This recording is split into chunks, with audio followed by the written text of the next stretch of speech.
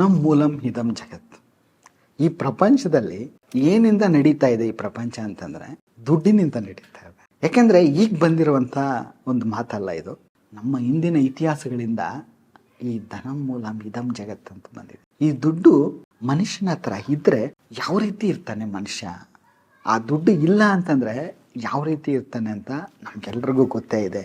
ಈಗ ಮನುಷ್ಯನ ಹತ್ರ ದುಡ್ಡಿಲ್ಲ ಅಂದ್ರೆ ಅವನು ಯಾವ ರೀತಿ ನರಕವನ್ನು ಅನುಭವಿಸ್ತಾನೆ ಅಂತ ಅದನ್ನು ಊಹೆ ಮಾಡೋದಕ್ಕೂ ಕಷ್ಟ ಆಗ್ಬಿಡುತ್ತೆ ಅಲ್ವಾ. ಯಾಕಂತಂದ್ರೆ ಆ ಒಂದು ಊಹೆನೂ ನಾವು ಮಾಡೋಕ್ಕಾಗೋದಿಲ್ಲ, ಅಷ್ಟು ನರಕಯಾತನೆ ಆಗುತ್ತೆ. ಅದರಿಂದ ಈ ಹಣ ಏನಿದೆ, ಈ ಸಂಪತ್ತೇನಿದೆ, ಅಷ್ಟ ಐಶ್ವರ್ಯಗಳೇನಿದೆ, ಈ ಭೋಗಭಾಗ್ಯಗಳು ಅನ್ನೋದೇನಿದೆ, ಇದೆಲ್ಲ ಮನುಷ್ಯನ ಹತ್ರ ಬರದೇ ಇರೋದಕ್ಕೆ ಏನು ಕಾರಣ ಅಂತ ನಾವು ಆಲೋಚನೆ ಮಾಡಿದಾಗ ಇಲ್ಲಿ ಗೊತ್ತಾಗಿದ್ದೇನಪ್ಪ ರಹಸ್ಯ ಅಂದರೆ, ಮನುಷ್ಯನ ಹತ್ರ ದುಡ್ಡು ಬರದೇ ಇರೋದಕ್ಕೆ ಒಂದು ರಹಸ್ಯ ಇದೆ. ಯಾವುದು ಗೊತ್ತಾದು ರಹಸ್ಯ? ಇಲ್ಲಿ ದೋಷಗಳು ಅನ್ನುವಂಥ ರಹಸ್ಯ.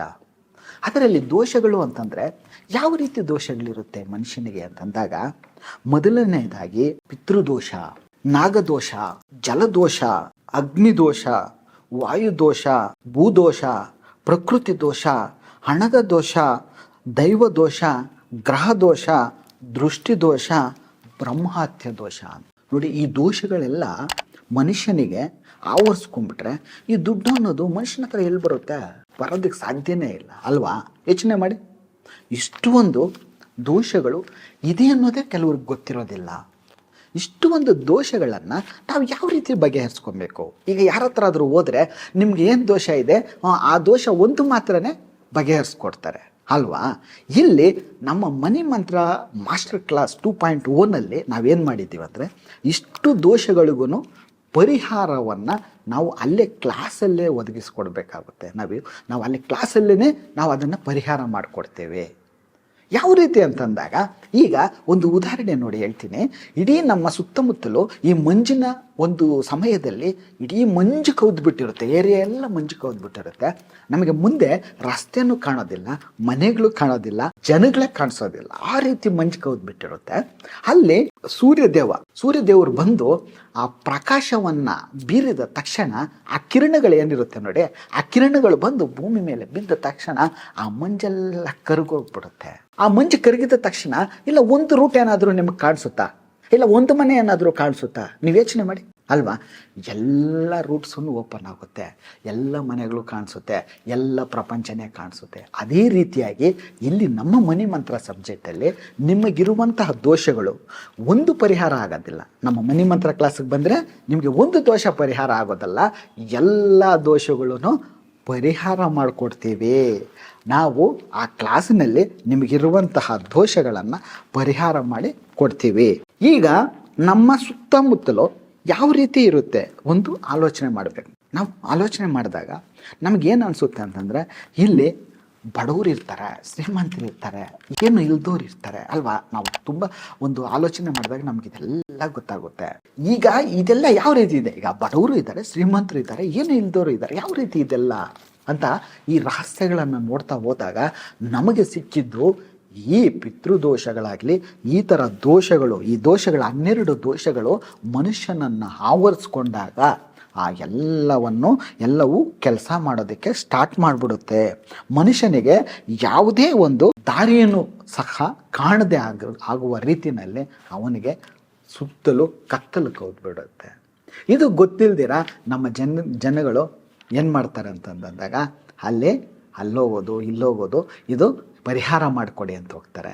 ಈ ದೋಷಗಳನ್ನು ಯಾವ ರೀತಿ ಪರಿಹಾರ ಮಾಡೋದು ಅನ್ನೋದಕ್ಕೆ ನಮ್ಮ ಮನಿ ಮಂತ್ರ ಕ್ಲಾಸಲ್ಲಿ ಒಂದು ಅದ್ಭುತವಾಗಿರುವಂತಹ ಒಂದು ಇದನ್ನು ನಾವು ಮಾಡ್ತೀವಿ. ನಂತರ ಈ ದೋಷಗಳಿದ್ದಾಗ ಬೇರೆ ಏನು ನಮಗೆ ತೊಂದರೆ ಆಗುತ್ತೆ ಅಂತಂದಾಗ, ನಾವು ಈಗ ಬಂಗಾರವನ್ನು ಮುಟ್ಟಿದ್ರೂ ಸಹ ಮಣ್ಣಾಗುವಂತಹ ಒಂದು ಪರಿಸ್ಥಿತಿ ಇರುತ್ತೆ. ಈಗ ಬಂಗಾರವನ್ನೇ ಮುಟ್ಟಿದ್ರೂ ಮಣ್ಣಾಗುವಂಥ ಪರಿಸ್ಥಿತಿ ಅಂತಂದರೆ ಆಲೋಚನೆ ಮಾಡ್ಕೊಳ್ಳಿ. ನಮಗೆ ಒಂದು ಕಡೆ ಕೈ ಬಾಯಿ ಹತ್ತೋದಿಲ್ಲ, ಬರುವ ಹಣ ಬರೋದಿಲ್ಲ, ಬಂದ್ರೇನು ಹಣ ನಿಲ್ಲೋದಿಲ್ಲ. ಈಗ ಭೂದೋಷ ಇದೆ ಅಂತ ಇಟ್ಕೊಳ್ಳಿ. ಭೂದೋಷ ಇದ್ದಾಗ ಏನಾಗುತ್ತೆ ಅಂತಂದಾಗ, ಈಗ ನಮಗೆ ಭೂಮಿ ಇಲ್ಲ, ಭೂಮಿಯನ್ನು ನಾವು ತಗೊಳ್ಳೋದಕ್ಕೂ ಆಗೋದಿಲ್ಲ. ಅಕಸ್ಮಾತ್ ನಮಗೆ ಭೂಮಿ ಇತ್ತು ಅಂತ ಇಟ್ಕೊಳ್ಳಿ, ಆ ಭೂಮಿಯ ಮೇಲೆ ಕೇಸ್ ಇರುತ್ತೆ, ಆ ಕೇಸುಗಳಿಂದ ನಾವು ಭೂಮಿಯನ್ನು ಅನುಭವಿಸೋದಕ್ಕೆ ಆಗೋದಿಲ್ಲ. ಈಗ ಮನೆ ಇರೋದಿಲ್ಲ, ಮನೆಯನ್ನು ಕಟ್ಟೋದಕ್ಕೂ ಆಗೋದಿಲ್ಲ. ನಾನಾ ರೀತಿಯಾದಂಥ ತೊಂದರೆಗಳಾಗುತ್ತೆ. ಈ ಭೂದೋಷ ಏನಾದರೂ ಇತ್ತು ಅಂತಂದಾಗ ಮನುಷ್ಯನಿಗೆ ಎಲ್ಲ ಕಡೆಗಳಿಂದಲೂ ಸ್ಟ್ರಕ್ ಆಗುತ್ತೆ, ಎಲ್ಲ ದಾರಿಗಳು ಕ್ಲೋಸ್ ಆಗುತ್ತೆ. ಅದೇ ರೀತಿಯಾಗಿ ಒಂದೊಂದು ದೋಷಗಳು ಒಂದೊಂದು ರೀತಿಯಾಗಿ ಕೆಲಸಗಳನ್ನು ಮಾಡ್ತಾ ಇರುತ್ತೆ. ಉದಾಹರಣೆಗೆ ಈಗ ನಾವೇನು ಹೇಳ್ತಾ ಇದ್ದೀವಿ ಅಂತಂದಾಗ ಪಿತೃದೋಷ ಆಗಿರ್ಬೋದು, ಜಲದೋಷವಾಗಿರ್ಬೋದು, ವಾಯುದೋಷವಾಗಿರ್ಬೋದು. ಇದೇನು ಸರ್ ವಾಯುದೋಷ ಅಂತ ಹೇಳ್ತಾ ಇದ್ದೀರಿ, ಇದೆಲ್ಲಿಂದ ಬರುತ್ತೆ ಅಂತೀರಾ? ಇದು ದೋಷ ಇದೆ. ಯಾವ ರೀತಿ ಗೊತ್ತಾ? ಈಗ ನಿಮ್ಮ ಮನೆ ಪಕ್ಕದಲ್ಲಿ ಒಂದು ಪ್ಲಾಸ್ಟಿಕ್ ಎಲ್ಲ ಹಾಕಿ ಅಲ್ಲಿ ಒಂದು ಬೆಂಕಿಯನ್ನು ಇಟ್ಟಾಗ ಆ ಪೊಲ್ಯೂಷನ್ ಅಂತ ಏನು ಬರುತ್ತೆ ನೋಡಿ, ಅದು ಬಂದು ವಾಯುದೋಷವಾಗುತ್ತೆ. ಜಲದೋಷ ಅಂತೀವಿ, ಇದು ಹೆಂಗೆ ಬರುತ್ತೆ ಅಂತಂದಾಗ ನಾವು ನೀರನ್ನು ತುಂಬ ಸರ್ತಿ ಕಲ್ಮಶ ಮಾಡ್ತೇವೆ, ನೀರಿಗೆ ತಗೊಂಡೋಗಿ ಏನೇನೋ ಹಾಕ್ಬಿಡ್ತೀವಿ ನಾವು, ಅದು ನಮಗೆ ದೋಷವಾಗಿ ನಮ್ಮ ಮೇಲೆ ಬೀರುತ್ತೆ. ಈ ದೋಷಗಳನ್ನೆಲ್ಲ ಪರಿಹಾರ ಮಾಡಿದ ತಕ್ಷಣ ನಮ್ಮ ಮನಿ ಮಂತ್ರ ಮಾಸ್ಟರ್ ಕ್ಲಾಸಲ್ಲಿ ನಿಮ್ಮ ಕನಸಿನ ಮನೆ ಏನಿದೆ, ನಿಮ್ಮ ಕನಸಿನ ಕಾರ್ ಏನಿದೆ, ಅದನ್ನು ನಾವು ಅಲ್ಲಿ ನಿಮ್ಮ ಕಣ್ಣು ಮುಂದೆ ತರಿಸ್ತೀವಿ.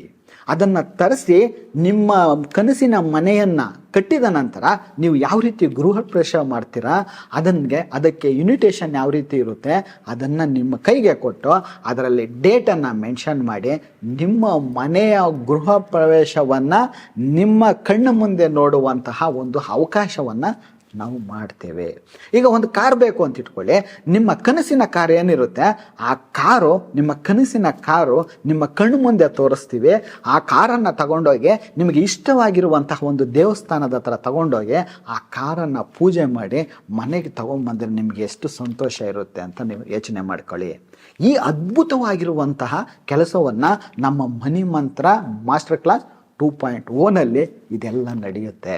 ಈ ಮನಿ ಮಂತ್ರ ಮಾಸ್ಟರ್ ಕ್ಲಾಸಲ್ಲಿ ಇಷ್ಟೇನಾ? ಇಲ್ಲ, ಇನ್ನೂ ಇದೆ. ಏನಿದೆ ಗೊತ್ತಾ?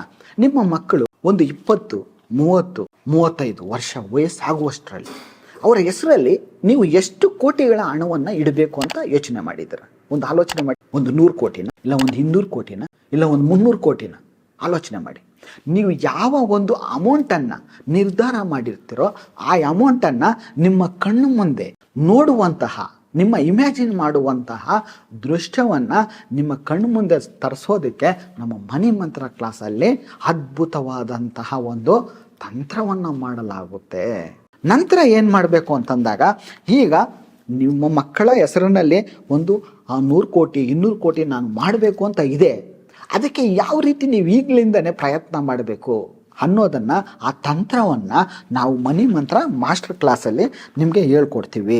ಈ ಮಾಸ್ಟರ್ ಕ್ಲಾಸ್ಗೆ ನೀವು ಏನಾದರೂ ಬರಬೇಕು ಅಂತಂದರೆ ಇಲ್ಲೊಂದು ನೀವು ಯೋಚನೆ ಮಾಡಬೇಕಾಗಿರುವಂತಹ ಒಂದು ವಿಚಾರ ಏನಪ್ಪ ಅಂತಂದರೆ, ಈ ಮನಿ ಮಂತ್ರ ಮಾಸ್ಟರ್ ಕ್ಲಾಸ್ಗೆ ನಿಮಗೆ ಸೀಟು ಸಿಕ್ಕೋದು ತುಂಬ ಸುಲಭ ಅಲ್ಲ.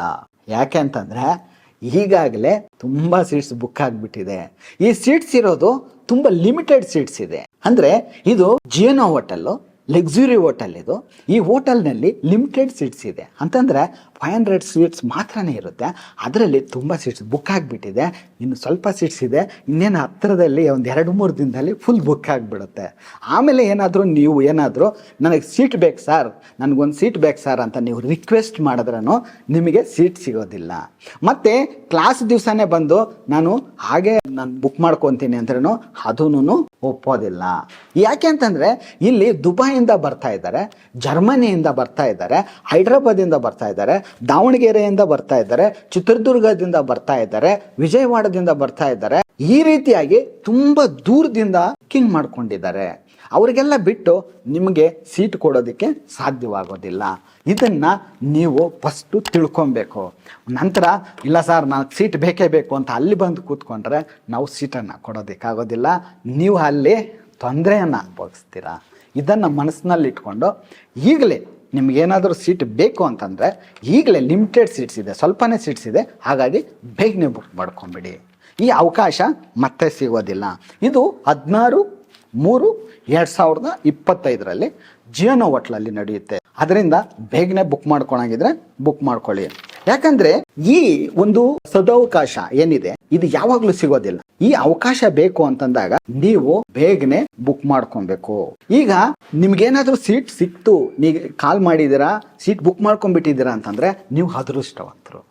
ಯಾಕೆಂತಂದ್ರೆ ಸೀಟೇ ಸಿಗಲ್ಲ ಅನ್ನುವಂತಹ ಒಂದು ಪರಿಸ್ಥಿತಿನಲ್ಲೂ ನೀವು ಸೀಟ್ ಬುಕ್ ಮಾಡ್ಕೊಂಡಿದ್ದೀರಾ ಅಂತಂದರೆ ನಿಮಗೆ ಯೋಗ ಇದೆ, ಆ ಯೋಗದಲ್ಲಿ ಇದ್ದೀರಾ, ಹಾಗಾಗಿ ನಿಮಗೆ ಸೀಟ್ ಸಿಕ್ಕಿದೆ ಅಂತ ಅರ್ಥ.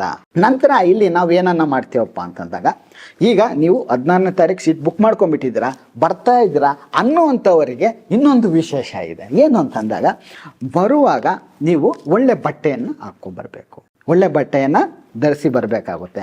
ಮತ್ತೆ ಬಿಳಿ ಸಾಸಿವೆ 100 ಗ್ರಾಮು ಮತ್ತೆ ಕರಿ ಎಳ್ಳು 100 ಗ್ರಾಮನ್ನು ತರಬೇಕಾಗುತ್ತೆ. ನೀವು ಅದನ್ನ ಮರೆಯದೆ ತರಬೇಕು. ಮತ್ತೆ ಹಣವನ್ನ ಆಕರ್ಷಿಸುವ ದಾರವನ್ನ ನಿಮಗೆ ಉಚಿತವಾಗಿ ಕೊಡಲಾಗುತ್ತೆ. ಹಣವನ್ನ ಆಕರ್ಷಿಸುವಂತಹ ದಾರವನ್ನ ನಿಮಗೆ ಉಚಿತವಾಗಿ ಕೊಡಲಾಗುತ್ತೆ. ಹಣವನ್ನ ಆಕರ್ಷಿಸುವ ಕಾಯನನ್ನ ಕೊಡಲಾಗುತ್ತೆ. ಇಲ್ಲಿ ರಾಮಬಾಣದಂತಹ ಒಂದು ವಸ್ತುವನ್ನು ಕೊಡಲಾಗುತ್ತೆ. ಅದು ನಿಮ್ಮ ಪರ್ಸಿನಲ್ಲಿ ಇಟ್ಟುಕೊಂಡಾಗ ಅದು ಹಣ ಬರೋದಕ್ಕೆ ಹಣದ ಪ್ರವಾಹ ನಡೆಯುತ್ತೆ. ಅದರಿಂದ ಆ ರಾಮಬಾಣದಂತಹ ಒಂದು ವಸ್ತುವನ್ನು ನಿಮ್ಮ ಪರ್ಸ್ನಲ್ಲಿ ಇಟ್ಕೊಳ್ಳೋದಕ್ಕೆ ನಿಮಗೆ ಕೊಡ್ತೀವಿ. ಮತ್ತೆ ಇನ್ನೇನು ತರಬೇಕಪ್ಪ ಅಂತಂದರೆ, ಒಂದೇ ಒಂದು ಖರ್ಚಿಪನ್ನು ಮರೆಯದೆ ತಗೊಂಡ್ಬರ್ಬೇಕು. ಇಲ್ಲಿ ಏನಾಗುತ್ತಂತಂದಾಗ, ಇಷ್ಟು ದೋಷಗಳನ್ನು ಕಳಿಬೇಕು, ಇಷ್ಟು ಕರ್ಮಗಳನ್ನು ಕಳಿಬೇಕು, ಇಷ್ಟು ಪರಿಹಾರ ಸಿಕ್ಕಬೇಕು ಅಂತಂದಾಗ ಅದಕ್ಕೆ ಪ್ರೋಸೆಸಿಂಗ್ ಅನ್ನೋದು ತುಂಬ ಅದ್ಭುತವಾಗಿ ನಡೆಯುತ್ತೆ. ಇದು ನಮ್ಮ ಮನಿ ಮಂತ್ರ ಕ್ಲಾಸಲ್ಲಿ ತುಂಬ ಅದ್ಭುತವಾಗಿ ನಡೆಯುತ್ತೆ. ಇದಕ್ಕೆಲ್ಲ ನಾವು ಸಿದ್ಧ ಸರ್, ನಾವು ರೆಡಿ ಇದ್ದೀವಿ, ನಾವು ಸೀಟ್ ಬುಕ್ ಮಾಡ್ಕೊಂಡ್ಬಿಟ್ಟಿದ್ದೀರಿ ಅಂತಂಗಿದ್ರೆ ನೀವೆಲ್ಲರೂ ಕಾಯ್ತಾ ಇರಿ.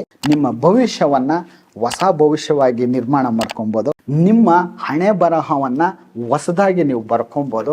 ನಿಮ್ಮ ಜೀವನವನ್ನು ಉತ್ತಮ ಜೀವನವನ್ನಾಗಿ ಮಾಡ್ಕೊಬೋದು. ನೀವು ಈಗಲೇ ನೀವು ಬರ್ಕೊಂಬಿಡಿ, ಐ ಆಮ್ ರಿಚ್ ಅಂತ. ಯಾಕೆ ಅಂತಂದರೆ, ನನ್ನ ಕ್ಲಾಸಿಗೆ ನೀವು ಬುಕ್ ಮಾಡ್ಕೊಂಡ್ಬಿಟ್ಟಿದ್ದೀರಾ, ನಿಮಗೆ ಸೀಟ್ ಸಿಕ್ಕಿದೆ ಅಂದರೆ ನೀವು ರಿಚ್ ಆದಂಗೆ. ನಾನು ಹೇಳೋದನ್ನು ಫಾಲೋ ಮಾಡಿದ್ರೆ 100% ರಿಚ್ ಆಗೇ ಆಗ್ತೀರಾ. ಎಲ್ಲರೂ ಕಾಯ್ತಾ ಇರಿ. ಇದೇ 16ನೇ ತಾರೀಕು ಜೇನು ಹೋಟ್ಲಲ್ಲಿ ಸಿಗೋಣ. ನಿಮ್ಮೆಲ್ಲರ ಜೊತೆ Anantha Shriram Guruji. Thank you universe.